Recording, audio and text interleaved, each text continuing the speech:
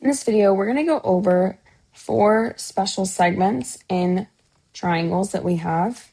Okay, we're going to start off with perpendicular bisector. So you're probably familiar with a little bit of this one, but we've got our perpendicular bisector theorem. States that if a point is on the perpendicular bisector of a segment, then it is going to be equidistant, so the same distance, from the endpoints of that segment. Okay, so they're asking here in this picture, would AC be equal to BC?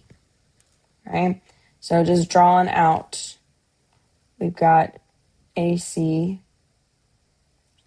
being equal distance, so equal to CB. Well, my answer here is going to be yes.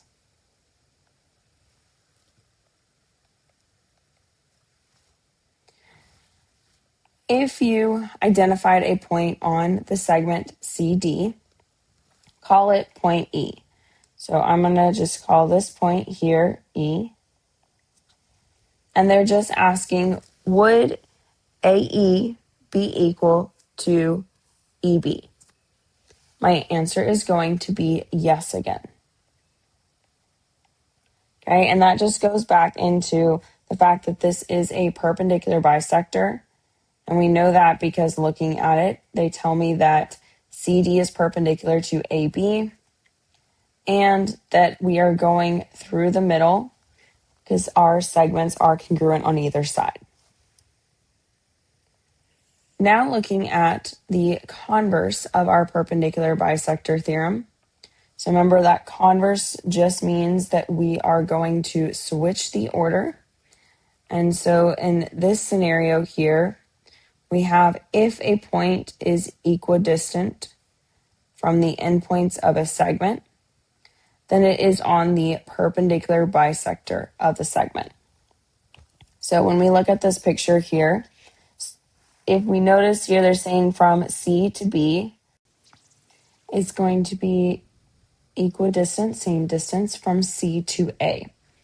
Now, they're asking, what can you conclude about the relationship between, and I do have a slight typo. This should read as my ray DC, and I will fix that for our notes, and our segment AB. Well, what can I conclude? Since this is going to be the same distance to those endpoints, I can say that it is perpendicular, okay, to that AB, and that it is going to bisect it, is going to cut it in half. So that's exactly what I'm going to write. I'm going to say that ray DC is the perpendicular bisector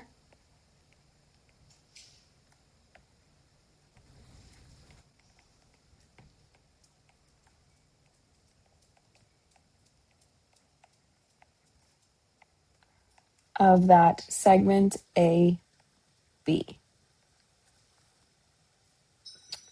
All right, so now let's look at the next special segment that we have, and that's going to be our angle bisectors. All right, so our angle bisector theorem is going to state that if a point is on the bisector of an angle, then that point is equidistant, so the same distance, from the sides of the angle. So looking at this picture, what this theorem is stating is that if we know that this is an angle bisector, so if they had told us that these two angles here were congruent, then any point on that angle bisector, which point X is on that bisector, is going to be equidistant, so the same distance, to the endpoints of that angle. Now, the sides of the angle. Now, what I did kind of leave out is going to be very important, and that is going to be the fact that it will be perpendicular. Okay, so here I'm just going to add that the segment is perpendicular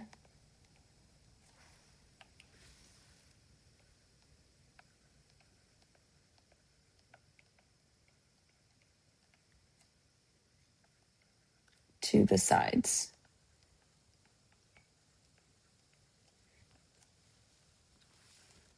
All right, so moving into our converse of that theorem, we're just stating that if a point is on the interior of an angle, so the inside of it, and it is equidistant from the sides of the angle, once again, it needs to be perpendicular as well, then that point is going to be on the angle bisector. So in a sense, if I look at this picture, if I knew that, that X is inside of my angle and that it is equidistant to the two sides forming that angle that are also going to be perpendicular, then you can safely assume that here this angle will be bisected using that AX. Okay, moving into our third special segment, we have an altitude. So we've kind of mentioned a little bit altitudes before, but just going over them a little bit more, we've got an altitude of a triangle is going to be perpendicular segment that's going to come from a vertex to the line containing the opposite side. So we have in these pictures, we have three types of triangles. We've got our acute triangle, our obtuse triangle, and our right triangle. So if you look here, we're doing this because you'll see that depending on the type of triangle will depend on where that altitude is going to be located. So when you have an acute triangle and you start at, for example, this vertex here, and you're drawing your line to be perpendicular to that opposite side, you'll notice that that line is going to be inside the triangle. Then when we look at our next one, our obtuse, okay, starting at that vertex up top, just going to the opposite side to be perpendicular, you'll notice that it is outside of the triangle, okay? And we know it's going to be outside the triangle because of the fact that right here they have those dashed lines for us showing that they're actually just extending that side to show you which one it's perpendicular with. And lastly, with our right triangle, it should be when we start at that vertex and draw it straight down to the opposite side to be perpendicular, it's actually going to end up being one of the sides of your triangle. All right, and so for our last and final segment, we have our medians. All right, so a median of a triangle is a segment that has its endpoints at a vertex and that midpoint, okay, of the opposite side. So looking here, we'll see that we're starting at this angle here. We're going to the opposite side, the side that angle does not touch. And we know it's going through the midpoint because of these congruent dashes they have labeled in the picture. All right, so now let's look at some problems applying these special segments. So for number one, we have use the diagram at the right to answer the following questions. So they're asking for part A, how far is K from my ray EH, and how far is it from ED? All right, so let's look at the picture here to determine that. So it's asking how far is that K, so this point here, from EH and from ED. Well, we notice here that K is going to be, so that's this distance here, 10 from that EH. And they were nice enough to label that KH congruent to DK, so the segment over here. So we have another 10 on this side. So it is going to be 10 from each.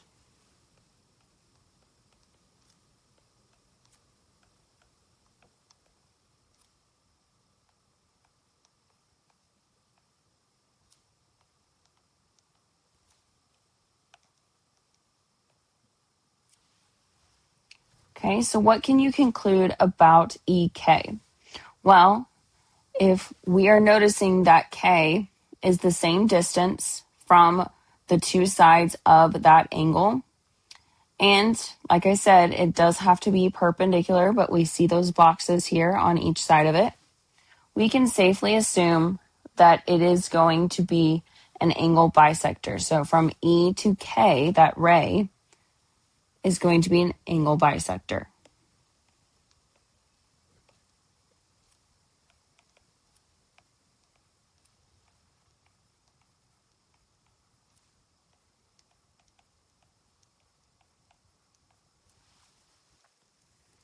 Okay, so in part C, we're asked to find the value of x. So let's look and see, where is x even located? Well, x is talking about these angles here. So we've got that this is 2x, and that over here, this is going to be that x plus 20 degrees, which, like we just said, we know that E to K is going to be an angle bisector, and therefore, since we also know that it is equidistant with that C, that point C is lying on my angle bisector as well. So we can say that that 2x is going to be equal to x plus 20.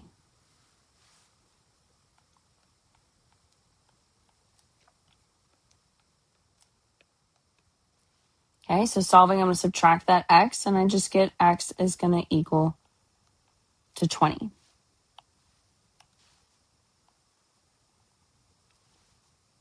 And then they asked for us to find the measure of angle DEH.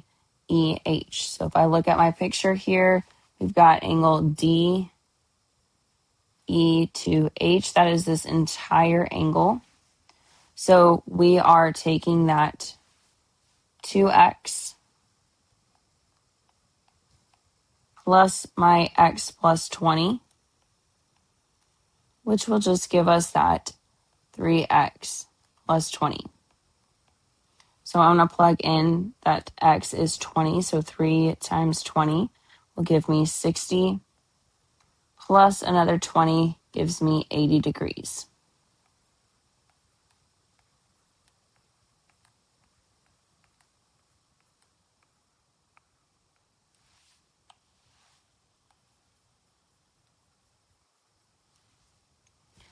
Okay, so now let's move on to number 2.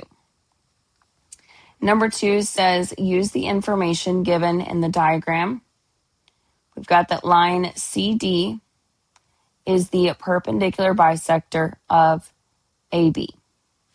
Okay, so here we're noticing that they did tell me here that it is a right angle and that these two are going to be congruent. So that's that perpendicular bisector. They want us to find CA and DB. And then we're going to justify our answers. Okay, well, CA, so if we look from that point C to A, okay, that line CD is my perpendicular bisector, right? So if we're on that perpendicular bisector, it should be equidistant to the endpoints of that segment. Well, here from C to B, that is going towards the other endpoint. And so therefore, these two sides, these two segments are going to be congruent. So my CA is 5.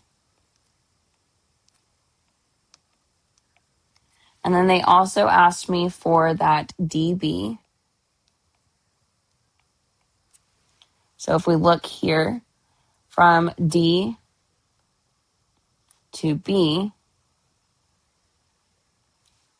it should be equidistant from D to that A, another endpoint of that segment.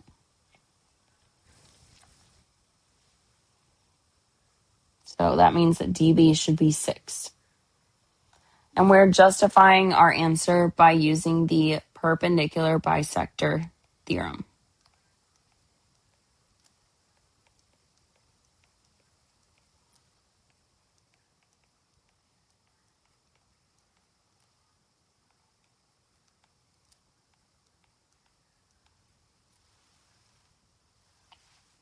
right.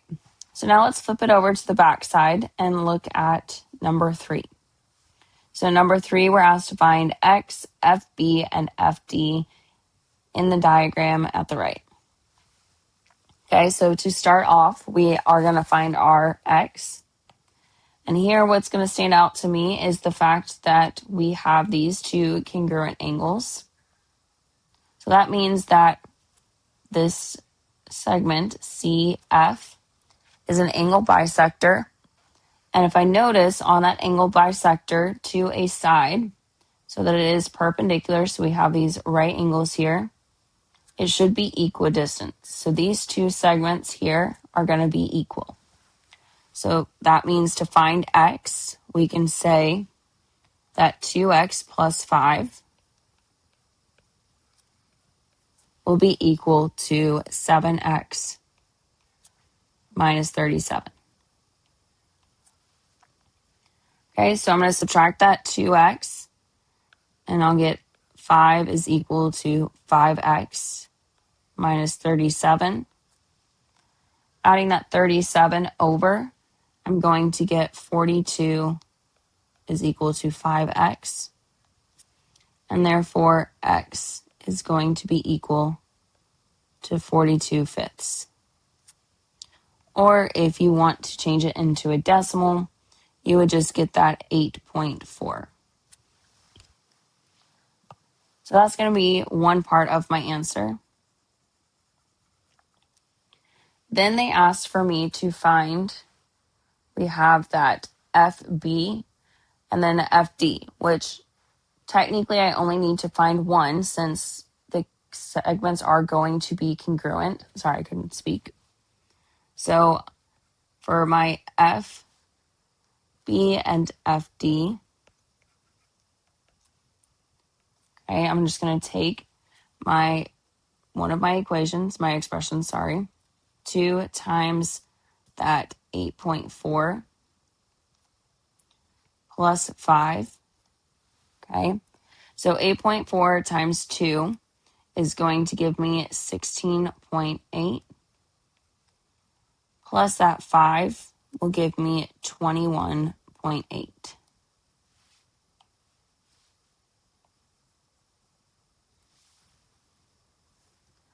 All right, so let's go ahead and move on to our next one.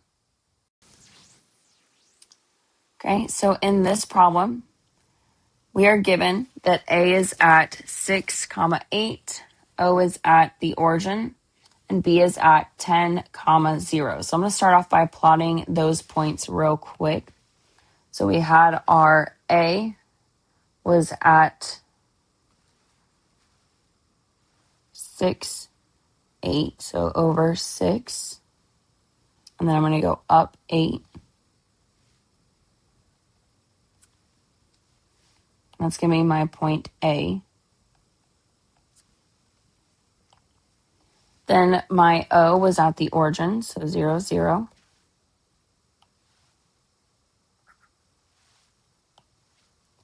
And then lastly, we have that B is at 10, 0. So we're going to go right 10.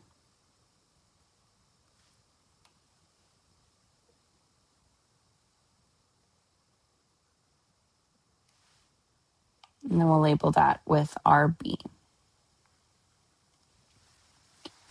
All right, so give me a second. I'm going to pause this video, create those lines, and then I'll resume.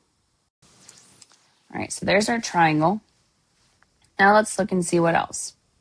We have write the equations of lines K and M such that K will be perpendicular to OA at point A, and that M will be perpendicular to OB at point B. All right, so we want to write our equations. In order to do that, we are going to need to find for the first one. So we'll start off with our line K.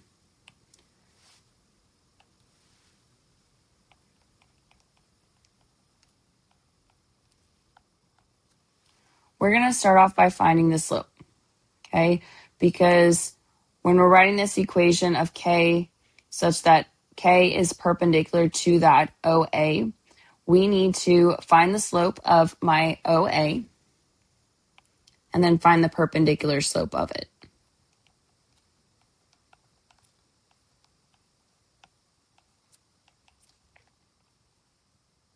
Okay, so remember, for slope, we're going to do the difference in our y's and the difference of our x's in the denominator.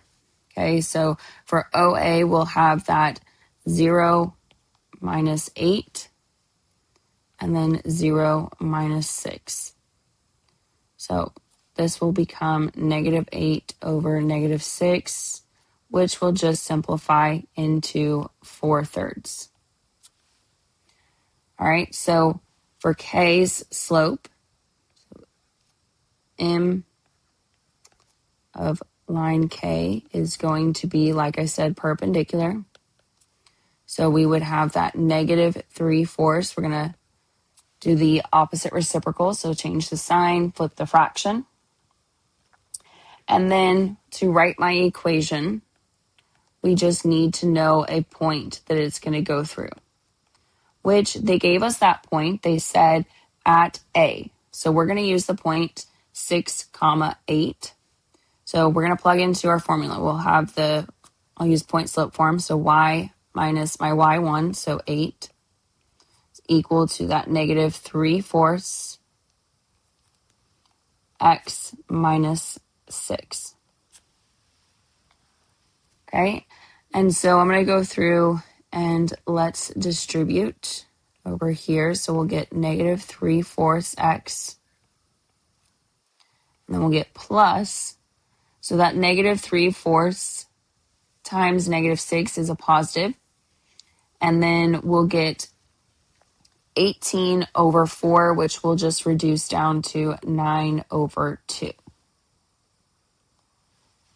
So then I need to add that 8 to the other side. So I'll get y equals negative 3/4 x plus, okay, doing some scratch work over here. So we have that 9/2 plus 8. Well, remember, we are going to just multiply it by the 2. Okay, so we'll get 16, and then we add it to that 9. So 9 plus 16 over that 2, which will just give me 25 over 2.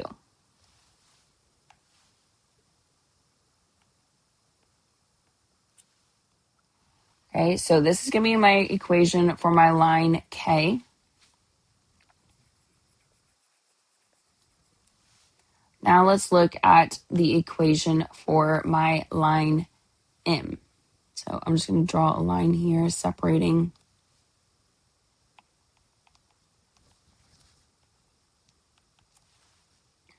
All right, so for this one, for my line M, we want it to be perpendicular to OB. So I'm going to start off by finding the slope of OB. Okay, so we'll have, for OB, we'll get 0 minus 0.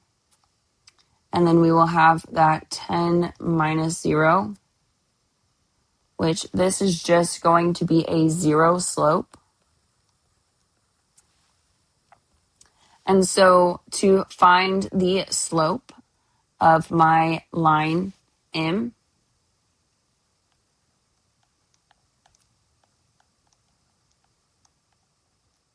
we want that perpendicular slope, which just is going to be an undefined slope.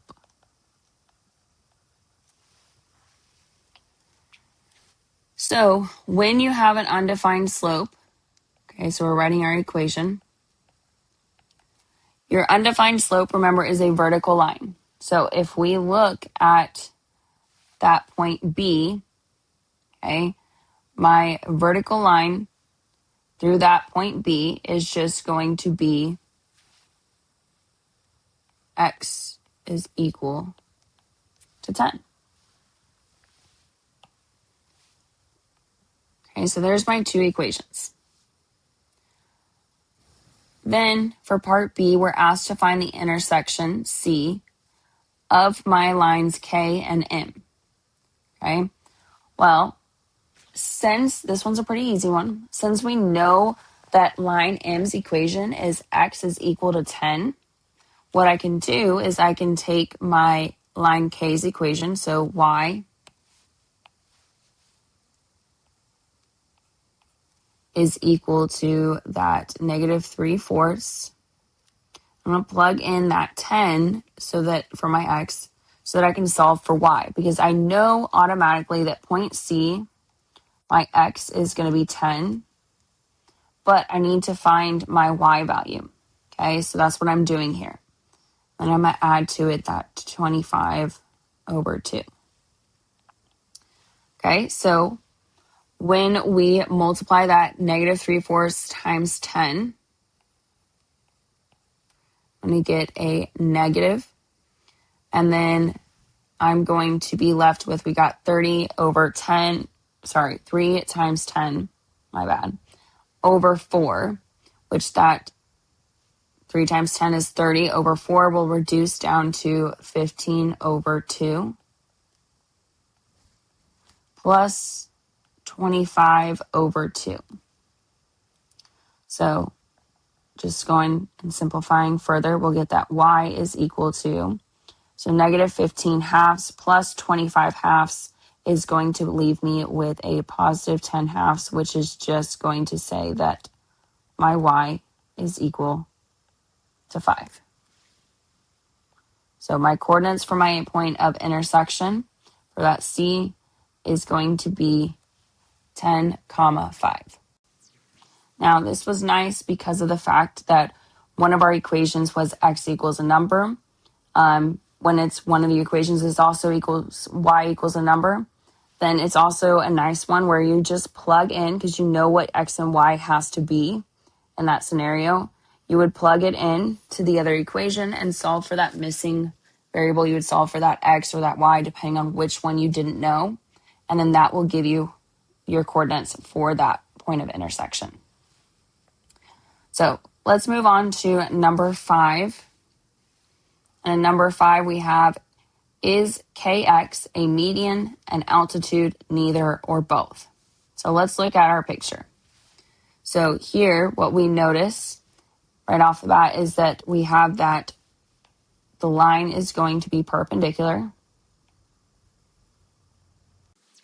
So since it is also going through the opposite vertex, that means it automatically is going to be an altitude. So we can check that box. And we do notice that something else that they gave us is that on either side of that point X, that intersection, we can see that it is congruent. And so that means it should also be a median because it goes through that vertex still, and it is cutting that side in half. So my answer is going to be both.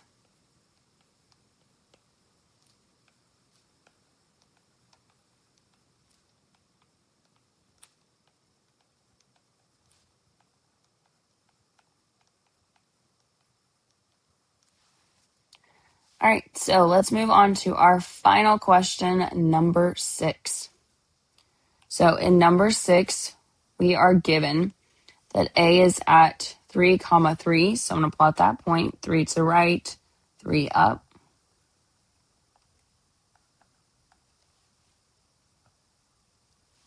And that B is at 5, 7. So I'm going to go right 5 and then up 7. We want to find 2 points on the perpendicular bisector of AB and verify your results by showing that each point is equidistant from A and B. So I'm going to draw real quick my segment. Let me pause it. All right, so there's my segment. And so it asked us to find 2 points on the perpendicular bisectors. So in order to be a perpendicular bisector, we have to go through the midpoint. So I'm going to start off by finding my midpoint.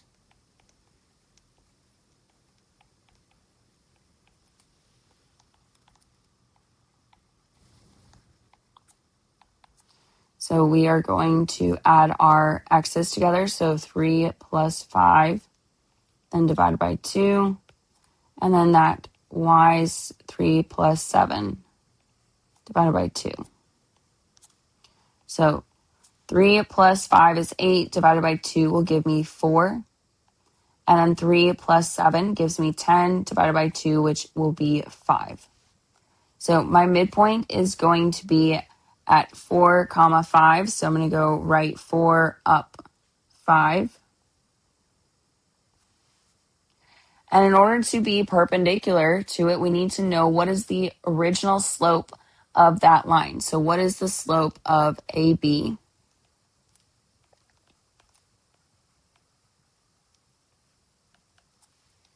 Okay, so remember that's going to be the difference in our y's. So we'll have 7 minus 3 over the difference in my x's, so 5 minus 3. All right, so 7 minus 3 will give me 4. And then 2 minus 3 gives me 2. So I get a slope of 2. Now, remember we want it to be perpendicular. So the perpendicular slope of AB is going to be negative 1/2. Okay, we're going to flip that fraction, change the sign. So I'm going to use that negative 1/2 slope to just give me 2 points on my perpendicular bisector. So I'm going to go down 1, then right 2, down 1, right 2 again. And then this will give me my perpendicular bisector for it.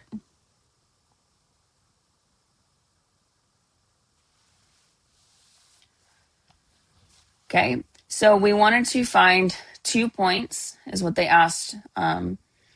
And we're going to verify that they are going to be equidistant from A and B.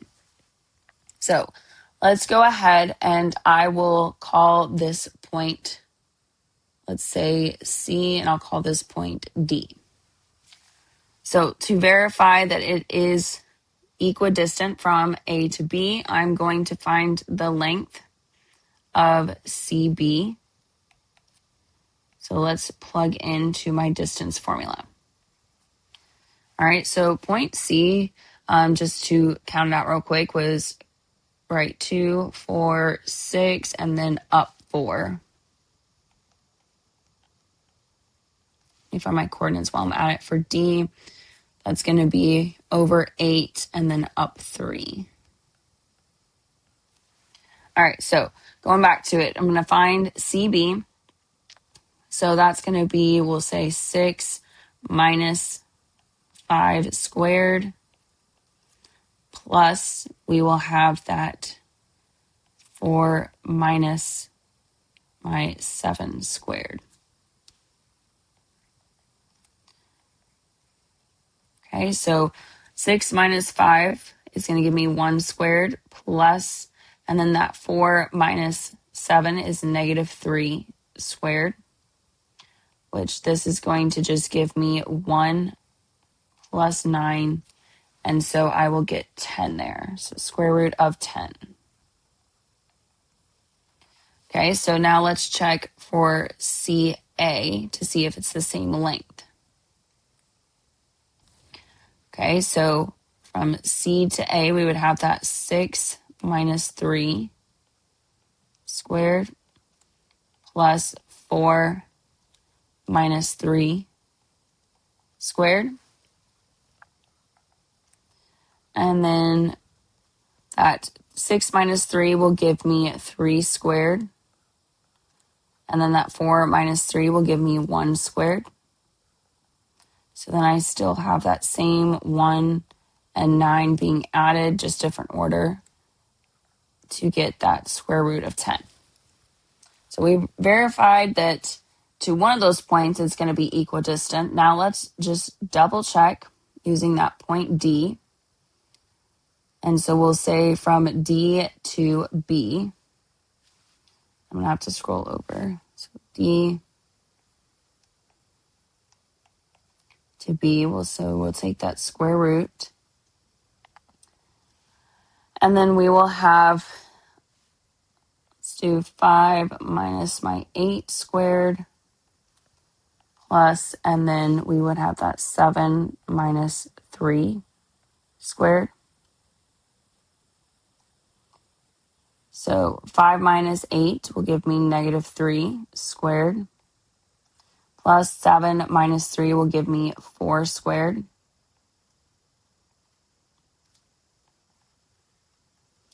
And so negative 3 squared gives me 9 plus the 16. So 9 plus 16 will give me, 25. And so then I just get the square root of 25 is 5. All right, so checking from D to A. We have that square root of, and so at point D, we're going to start off with 8 minus my 3 squared plus 3 minus 3 squared. Well, that 8 minus 3 squared is going to give me 5 squared. Plus that 3 minus 3 squared gives me that 0 squared. So I'm really just going to have that, we're taking the square root of 5 squared, which is just going to give me 5. So we have now verified that 2 points on my perpendicular bisector will be equidistant to my endpoints on that segment.